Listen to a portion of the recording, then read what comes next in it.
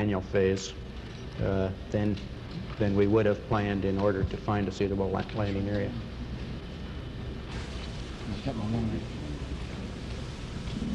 Many of us and many other people in many places have speculated on the meaning of this first landing on another body in space. Would each of you give us your estimate of what is the meaning of this to all of us?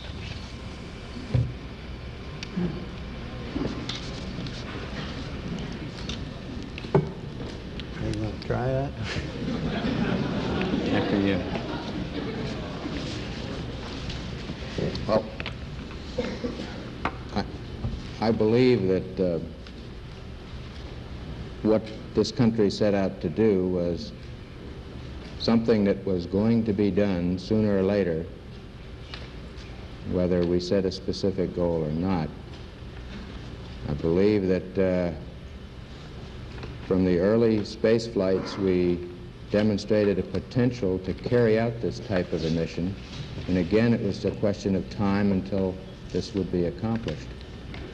I think the relative ease with which we were able to carry out our mission, which of course came after a very efficient and a logical sequence of flights, I think that this demonstrated that we were certainly on the right track when we took this commitment to go to the moon. I think that what this means is that many other problems perhaps can be solved in the same way by taking a commitment to solve them in a long time fashion. I think that we were timely in accepting this mission of going to the moon. It might be timely at this point to think in many other areas of other missions that could be accomplished.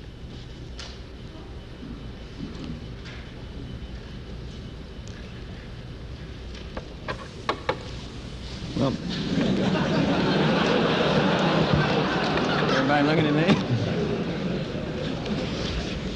Well, to me, there are near and far-term aspects to it. On the near term, I think it's a technical triumph for this country to have said what it was going to do a number of years ago, and then, by golly, do it, just like we said we were going to do it.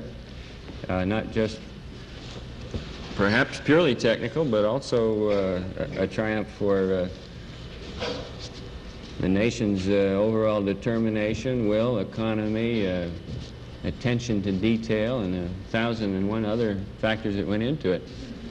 That's short term. I think long term, we find for the first time that man has the flexibility or the option of either walking this planet or some other planet, be it the moon or Mars or I don't know where. And I'm poorly equipped to evaluate where that may lead us to.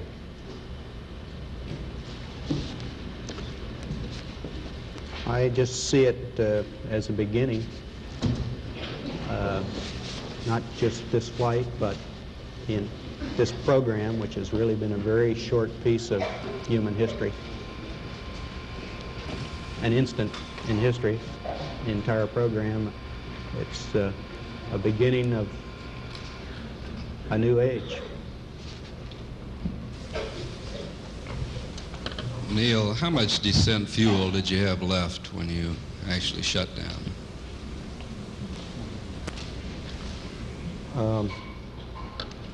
My own instruments would have indicated less than 30 seconds, probably something of 15 or 20 seconds. I think the analysis of made here on the ground indicates something more than that, probably greater than 30 seconds, 40 or 45. That was docking. Could you tell us precisely what was going on at that time? Where you docked, and then you're referring to the lunar orbit docking when... And for Mr. Armstrong, during the last few minutes there, before the landing, when the program along...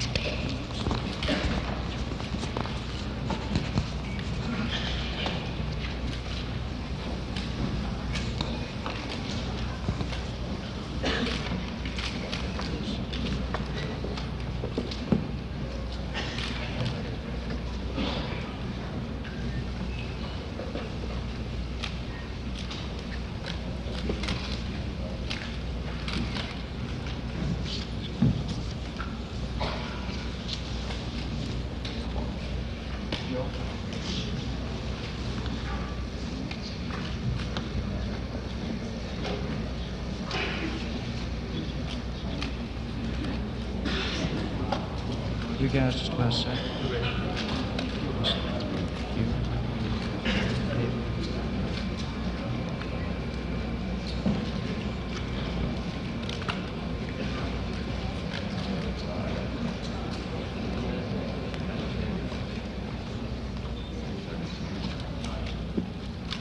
Ladies and gentlemen, welcome to the Manned Spacecraft Center. This is the Apollo 11 press conference. The format today will consist of a 45-minute presentation by the Apollo 11 crew, followed by question and answers. At this time, I'd like to introduce the Apollo 11 crew, astronauts Neil Armstrong, Michael Collins, Edwin Aldrin. Neil?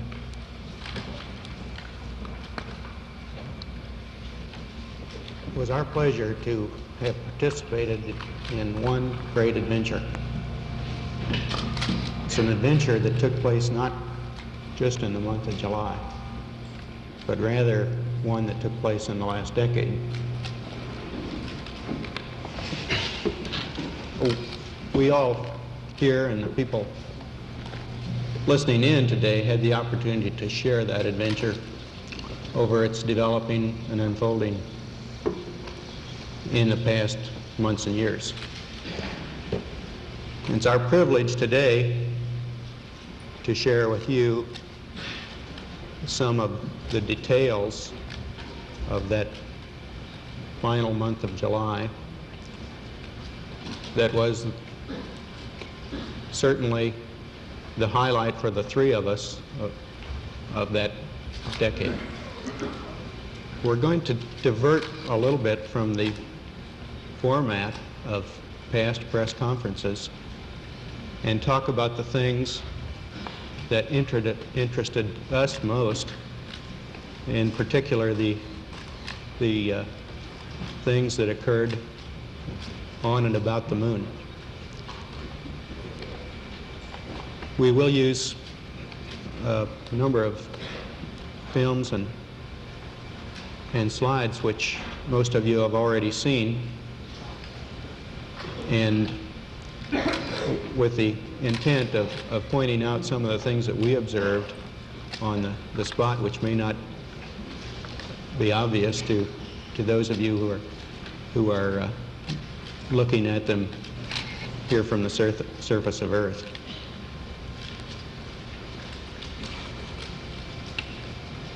The flight, as you know, started promptly. And I think that was characteristic of all the events of the flight. The Saturn gave us one magnificent ride, both into Earth orbit and on a trajectory to the moon. Our memory of that actually differs little from the reports that you have all heard from those previous Saturn V flights, and the previous flights served us well in preparation for this flight in the boost as well as the subsequent phases.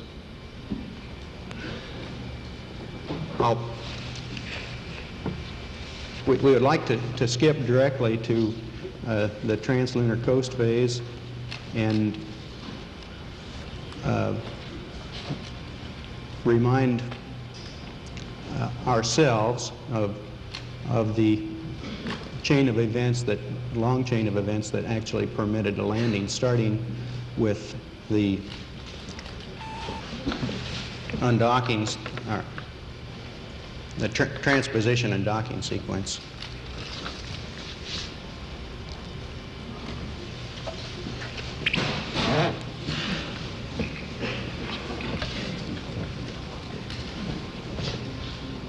This was our first look at the magnificent machinery which had been behind us up until this point, the booster.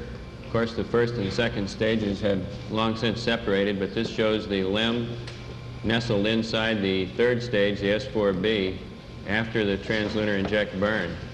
This maneuver was an interesting combination of manual and automated techniques in that we programmed the onboard computer to make the turnaround and then these final maneuvers were made completely manually. As I approached the LEM, I had an easy time because I had a docking target, which is not too clearly visible here, which allowed me to align the probe and the drogue, which is the dark spot you see on the upper right. During this time, I also checked out the proper vehicle response to my stick inputs, and here shortly you'll see the actual docking somewhat speeded up. There's the point of contact, and in just a second you'll see a second, right there, a second small indication of the retract cycle when the 12 docking latch is made. We made 2 entries into the lunar module. This is our first view of the inside of this. The final activation was made on the day of powered descent. On the 2 previous days, when we entered, we removed the probe and drogue and found that we had a rather long tunnel between the 2 vehicles. On entering the lunar module, one had to do a slight flip maneuver or a half gainer to get into position for the lunar module, of course, is in a sense upside down relative to the command module. This is in lunar orbit, showing the separation of the lunar module from the command module as viewed through my window. This was a busy time for me in that I was taking these motion pictures through the right-hand window. At the same time, I was taking still photos through the left-hand window, and also flying my vehicle and probably poorly, and taking a close look at the LEM as he turned around. My most important job here was to make sure that all his landing gear were down and properly locked prior to his descent and touchdown. This is his yaw maneuver, and the white dots you see are the landing gear pads. This gives you a better idea of the detail available with the 70 millimeter. Of course, this is a still, and shows the LEM either right side up or upside down. I'm not sure which. It looks more like, to me, it looked more like a praying mantis than it does a first-class flying machine in this view, but it was a beautiful piece of machinery. The landing gear are at the top, and you can see the probes which indicate lunar contact as thin wires extending upward from the landing gear. Of course, before we could undock, as is shown in this picture, we had to complete the activation. Now, the day before we undocked, we entered the LEM and went through an entire switch configuration check, and we exercised the various communication modes. In retrospect, since we did have a little bit of communication problems on the following day during powered descent, we would recommend that we might make a more thorough check of this on the day before descent. On the day that we did finally enter the LEM for the landing maneuver, we went through a staggered sequence of suiting, and we found that with all the simulations that we had run back here in Houston, or with Houston tied with our simulations in the Cape, that we were quite confident that we would be able to complete this LEM activation in the given time period, which was approximately 4 hours. We managed to get 30 minutes ahead of the time, and it allowed us to get a more accurate platform alignment check at one point.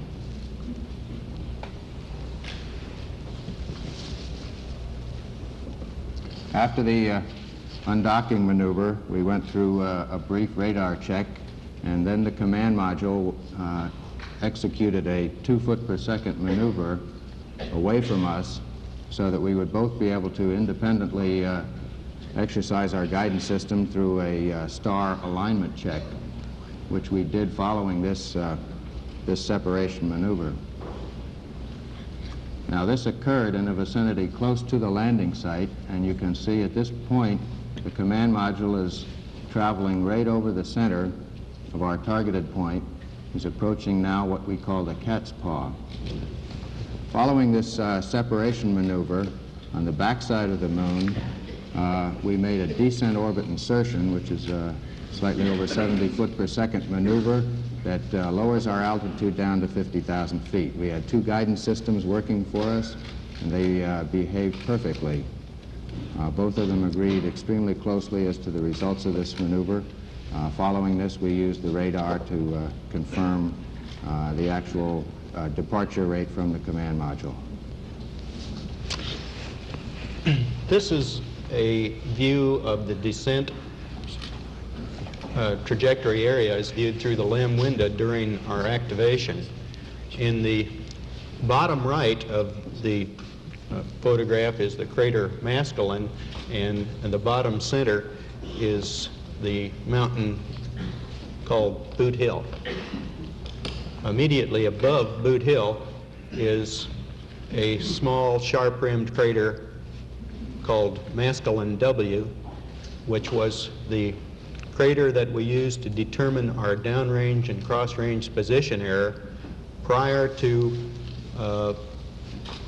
completing the final phases of the descent. The landing area itself is in the smooth area at the top of the picture just before we arrive at the shadow, or what's called the terminator. We had seen a number of pictures from Apollos 8 and 10 which gave us an excellent understanding of the ground track over which we would pass during the descent. We're now looking out the right-hand window of the crater, and there's Maskelyne W. It occurred approximately 2 to 3 seconds late and gave us the clue that we would probably land somewhat long. After completing those position checks, we rolled over face up so that the landing radar could lock on the ground and confirm our actual altitude. Now, this picture doesn't show it, but at this phase in the trajectory, we were looking out directly at the planet Earth. In the final phases of descent, after a number of program alarms, we looked at the landing area and found a very large crater just in the very left top corner of the picture.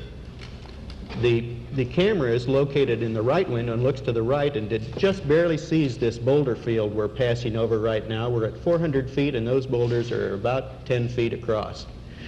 This was the area which we decided we would not go into, extended the range downrange, and saw this crater, which we passed over, this 80-foot crater, in the final phases of descent, and later took some pictures of. Now you can see the exhaust being, the exhaust dust being kicked up by the engine, and this was some concern in that it degraded our ability to determine not only our altitude and altitude rate in the final phases, but also, and probably more importantly, our translational velocities over the ground. It's quite important not to stub your toe during the final phases of touchdown.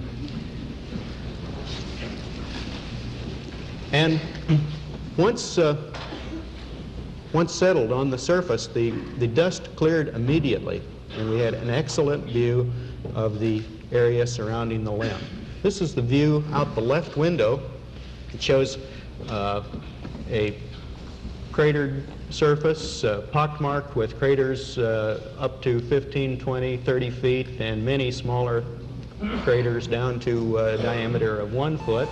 And of course, the surface was very fine-grained. We could tell that from our view out the window, but there were a surprisingly large number of rocks of all sizes.